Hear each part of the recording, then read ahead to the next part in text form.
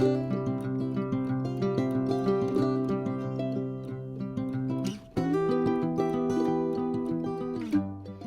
à tous et bienvenue et de retour sur votre chaîne En coulisses avec Dieu. Ça fait un petit moment qu'on ne s'est pas vu, les vacances sont passées et puis on reprend du coup aujourd'hui. J'espère que vous avez passé tous de très bonnes vacances, que la rentrée s'est bien passée pour ceux qui étaient confinés, qui n'avaient pas repris depuis.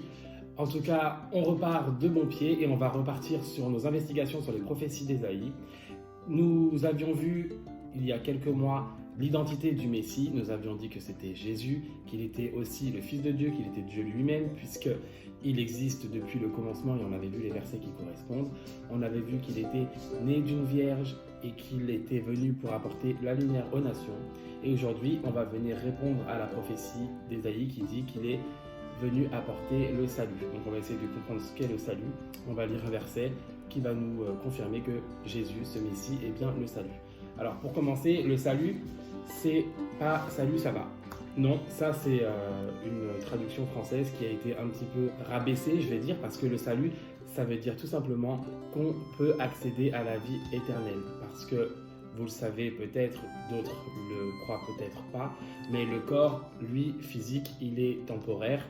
On finit par mourir avec ce corps. Par contre, l'esprit, lui, il est éternel. Et il y a deux éternités. Il y a l'éternité avec Dieu et il y a l'éternité avec Satan, donc en enfer. Et justement, cette vie éternelle, cette éternité avec Dieu, ça s'appelle le salut. C'est l'espérance d'être sauvé, c'est être sauvé. Et donc aller auprès de Dieu, auprès du Père. Et les prophéties nous disent que ce Messie est venu pour apporter le salut, c'est-à-dire que c'est en croyant en cette personne et en reconnaissant ce Messie, donc Jésus, qu'on peut accéder au salut et donc à la vie éternelle. Donc je vous propose tout de suite d'éclaircir tout ça avec la parole de Dieu, la Bible, en ouvrant justement vos Bibles dans Jean 3, versets 16 à 21. Car Dieu a tant aimé le monde qu'il a donné son Fils unique, afin que quiconque croit en lui ne périsse point, mais qu'il ait la vie éternelle. Dieu, en effet, n'a pas envoyé son Fils dans le monde pour qu'il juge le monde, mais pour qu'il sauve le monde. Qu'est-ce que ça veut dire pas pour qu'il juge le monde, mais pour qu'il sauve le monde? Ça veut dire que Jésus, quand il est mort à la croix, il a pris sur lui tous les péchés du monde. Donc, si une personne aujourd'hui péchait et une personne était dans le péché, une personne était une mauvaise personne, on peut dire, mais qu'elle a reconnu Jésus, Jésus n'est pas venu pour juger cette personne, mais pour la sauver.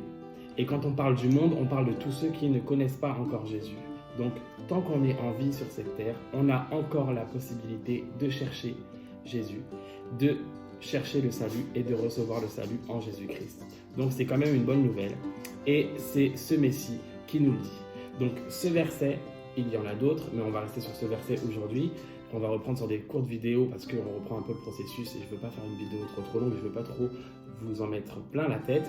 Mais en tout cas, on voit bien que par ce verset, la prophétie d'Ésaïe qui dit que le Messie est venu apporter le salut, ce verset y répond puisque c'est dans Jésus-Christ que nous avons le salut.